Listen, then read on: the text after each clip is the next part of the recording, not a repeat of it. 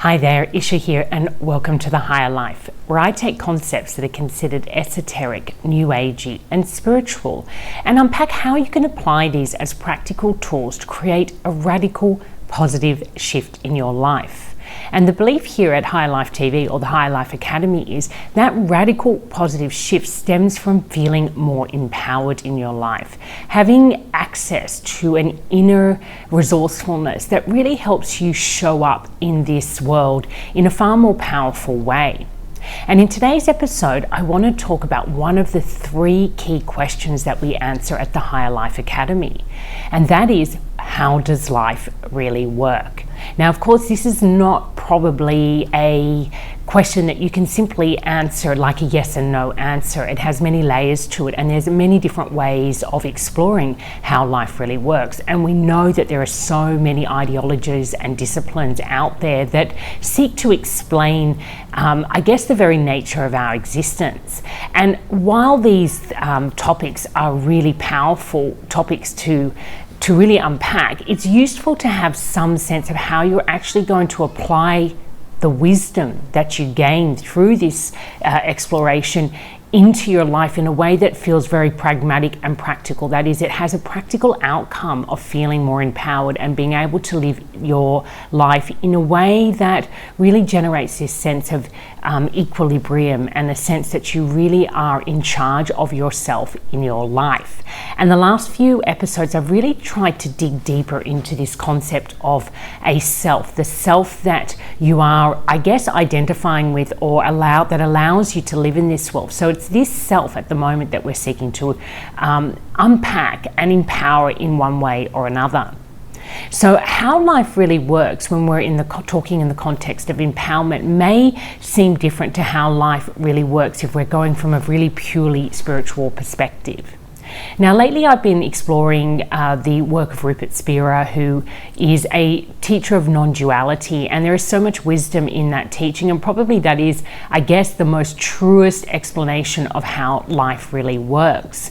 But perhaps it doesn't always serve people who are not that far along their journey into understanding themselves as awareness. That is, you're living in a more practical, pragmatic way, day-to-day life is really impacting you, and you're wanting to feel more empowered in your life. It's very difficult to go from that way of engaging with your life to suddenly really sitting with your life and engaging with it as you are awareness, and everything that exists, such as even the person that you believe yourself to be, is simply something that manifests inside that awareness and is at the end of the day awareness itself. This can get very difficult to understand, and if you listen to some of the talks that Rupert Spira does online, or people who are teaching non-duality, you can see how in the head everybody gets. The questions that people ask and the explanations that he gives, they can sound very complicated, especially if you don't really have the language. You haven't been in this world of, I guess, spiritual seeking and really have come to understand a lot of the terms that get used or the concepts that get unpacked in that higher level of discussion around how life really works. So in today's video, I want to kind of touch on some of the teachings of non-duality as I understand it, and then as I understand it in the context of personal transformation and empowering your life. Now, really, there is this beautiful I guess, freedom that comes from really cutting to the core and understanding that essentially our essential nature is awareness, and awareness is this huge emptiness. I mean, sometimes when you see these pictures of the universe, you can see that it kind of exists inside this larger space, this space of emptiness, and things appear inside the emptiness. So if you imagine that the truest sense of life is this huge emptiness, this void, and then actually form manifests, it kind of spontaneously pops up inside this awareness or this emptiness, and it does that through something known as the mind. So the mind is essentially the middle point, and the mind, so you think about this huge emptiness, this awareness, and within awareness pops up stuff spontaneously, and that stuff is form, and the kind of ability or the ability that awareness has to actually manifest this form happens through a kind of tool known as the mind or perception. And this is a very simplistic way of thinking about it, but if you really think about life works like that, there's an emptiness. And then inside the emptiness, or within the emptiness, things pop up spontaneously, like a person, like trees, like all of this, what we understand the universe and our earth reality, and even our own sense of ourself as this body and this mixture of sensations and thoughts and everything that makes up our experience of being a kind of person on this planet. It all happens through or inside this emptiness. It kind of pops up. So you have emptiness and suddenly you have things inside the emptiness. But everything that is happening is made up of the same material that the emptiness is made up of. So in that way you can see that when we spontaneously appear, we are in fact still the same essence. We're made of the same essence material as the emptiness that we appeared out of. And I guess if you think about these living gurus, perhaps potentially they're living true to that, in that there is no sense of the power coming from them, the person, as a physical body or as an auric state or as a soul or whatever these other terms are that we have available. They're actually connecting with the emptiness that they are. So they're actually everywhere at once, even though they appear to the people who are experiencing them, who are still in this separate self reality as a human being with this extraordinary power. And when we come across people that we perceive to be human beings with extraordinary power, we often, what we're sensing in them is a kind of charisma. There is this kind of presence or charisma presence that they seem to have that is beyond the ordinary or extraordinary. But you can understand that if you are truly at one with this teaching, that awareness is all there is, and everything that we are is awareness that is spontaneously popping up in this huge emptiness, it becomes much easier to understand how that agnatic energy, that charisma is emanating, seems to be emanating out of the person, but in fact they're just the charisma itself rather than the person that they are being experienced as. And even I'm starting to get complicated in the way that I'm explaining it. But if we think about life working like this, that there is this emptiness and then there is this spontaneous manifestation of form, of which my physical body, my sense of self as Ishra, is one of these spontaneous manifestations. And then the mind is how I'm able to experience myself as a physical body, as perception. The mind is able to pick up on these variances and distinguish it as a human being. But if I believe that the human being that I'm manifested as is the most real thing in my life, I then become identified with that form, and my sense of life, of experiencing myself as life, is really limited to what I experience as myself in this body, in this psychology that I know to be Ishra. And what's really powerful to understand here is that's how we can experience abuse. And one of the key questions that often gets asked in these kind of spiritual talks is, how does God allow abuse? Or how is abuse possible if we're really living in this sense of divine state? And in the end of the day, it becomes very obvious. If there is simply emptiness and then there's forms manifested into this emptiness, and those forms are then have a kind of persona, one could say, they can act out, and then that acting out believes that it is the most real thing, then it can do stuff. It can go out and act out in certain ways. And if we're all in this experience together, we're acting out on each other. But the only reason that we're able to do that is because there is this sense that we have power as an individual human being, and that power rests simply and solely inside our physical limit, our physical capacity for power. So, of course, if you think this is all I am, this physical body, the thoughts, the psychologies, the feelings, this all makes up the most real aspect of me, then you will go about interacting in your life from that very limited perspective. And in that experience, certain things will start to become true that would not be true if you understood that you are simply awareness manifesting as this form, but this is not really the most true aspect of yourself. And I talked about that in the last video, how the self appears and disappears. So it's in fact very transformative and therefore makes it delusional. It is only real for the moment that it appears and then it disappears. So it's not the true real self, the one that is unchangeable or eternal that spirituality often refers to. That would be the emptiness in which we were born out of, this psychological self and this physical, emotional, all those things that go up to make what we believe to be our real self. And it's such a powerful, powerful teaching if you really dig deep into this. And I'm only beginning to do that. But it really helps to understand how there is this confusion around a God that creates abuse, and the truth, which is God is simply the emptiness in which all things become possible.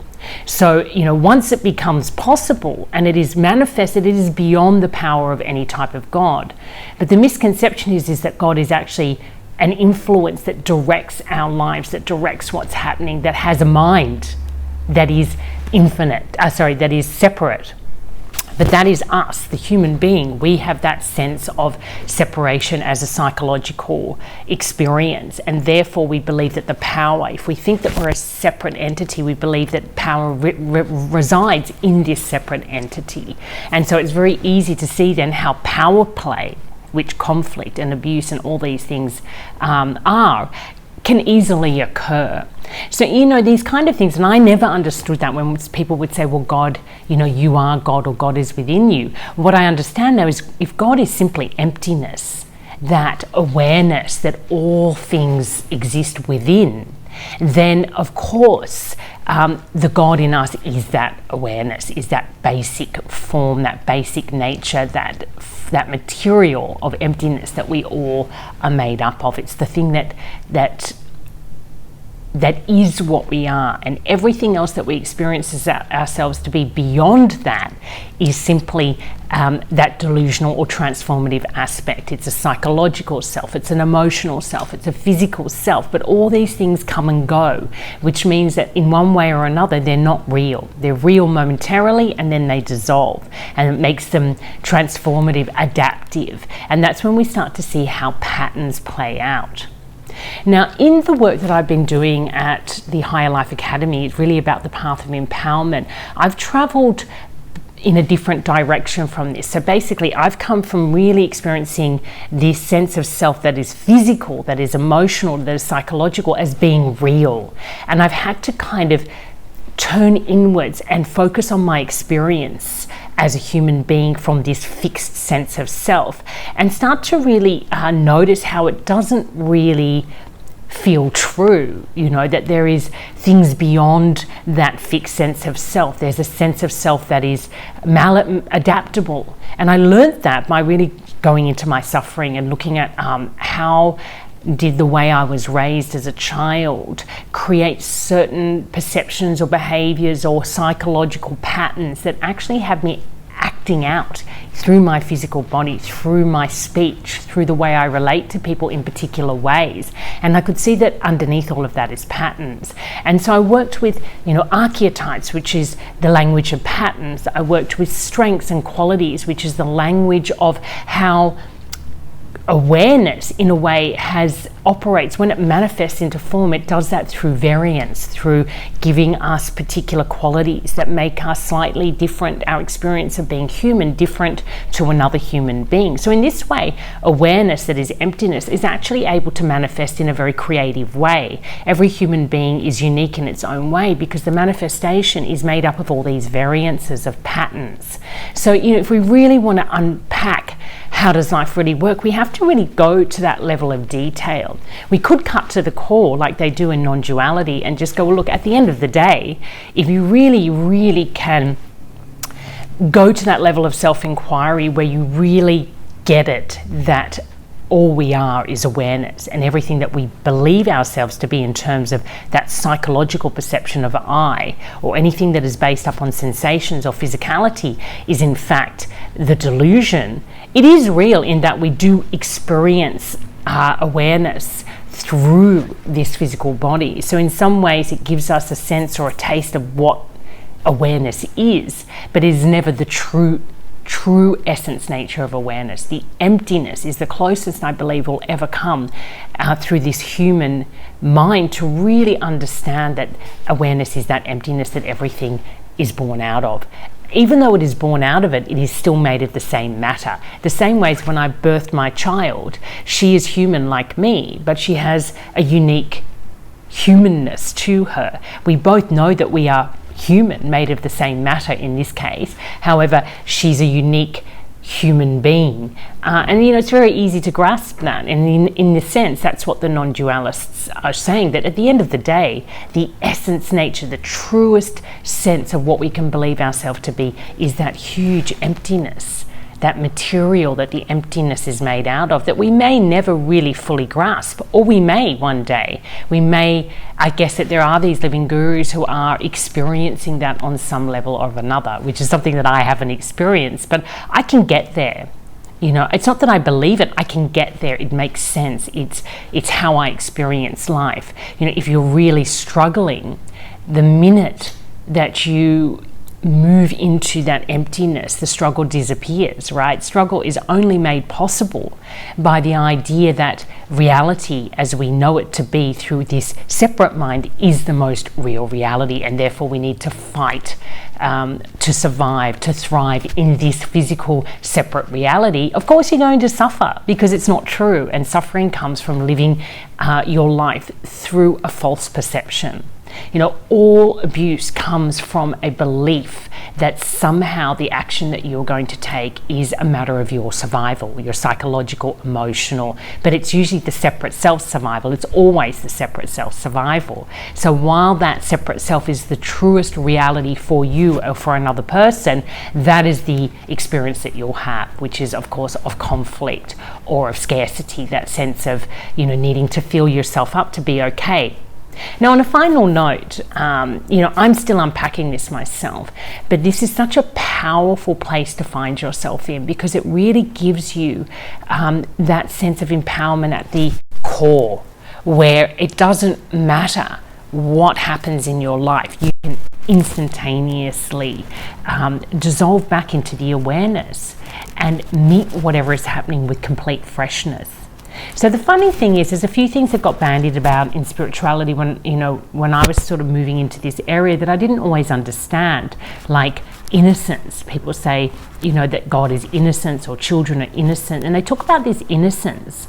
And in a way, the innocence now speaks to me of that spontaneity that awareness has. Awareness manifests in this spontaneous way, right? But the minute that you get manifested spontaneously and something happens in which the separate self feels harmed, they experience pain, they fixate on that experience and then create a kind of separate self that believes that that experience that they've had is the truest and most real experience in their life. And they develop a strategy to navigate the reality based on that experience as being the truest, and therefore become this more defensive, avoidant, kind of ego self. That's what we talk about with the ego, that has experienced pain as real and therefore starts to adapt and stay fixed in this one self that was born out of that painful experience, and then goes about living their life as that being true, and never realizes that although that pain was real at the time, the self that experienced it was momentary and could have dissolved back, and a new self could meet the fresh reality. Now, of course, if you're a child growing up in a family where you're subjected to constant abuse from the adults around you, you never have that chance to dissolve and start fresh, because the frequency of that danger is so, it permeates everything that you do, that the self that is learning to survive, knowing that the conditions that they're in are these conditions, becomes very, very fixed and very strong in your life. And many people have had that experience. So it's easy to see how abusers become, people who are abused can become abusers, because that's the only reality they know. The patterns are already in place and they're playing out. And we started to really understand this through the pursuit of psychological investigation into the psychology of abuse, into the psychology of sexual abuse, of any type of predator-victim behavior. So you can see how the mind is seeking to understand the way it creates its own sense of separateness and the damage that comes from that. So it's kind of a weird and interesting space to be in when you realize that it's not necessary to do it, but the mind still loves to do it. And I'm somebody who loves that exploration. I'm not sure that I would just want to cut straight to the core and really be in that awareness, wisdom from the very beginning. I kind of like the fact that I've had to move through layers of understanding and learning, and I've ended up with all these different teachings, the teachings from Carolyn Mace on archetypes, the teachings of the VIA character work done by Martin Seligman on particular traits that we have as human beings that we share. I mean, all these have been pathways along the way, not to mention the work of Eckhart Tolle and Deepak Chopra and, the Buddhists. There are so many ways that I've been educated and informed to reach this position of clarity, where even though I may not have expressed it in such a clear way today, there is real clarity for me on, the true nature of life, the truest sense of who I am at that awareness level.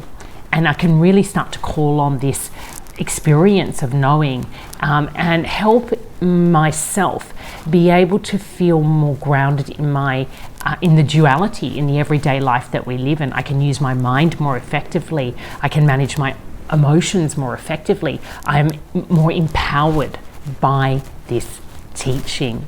But I understand at the core of it all is it's not this physical, emotional, psychological self that is empowered.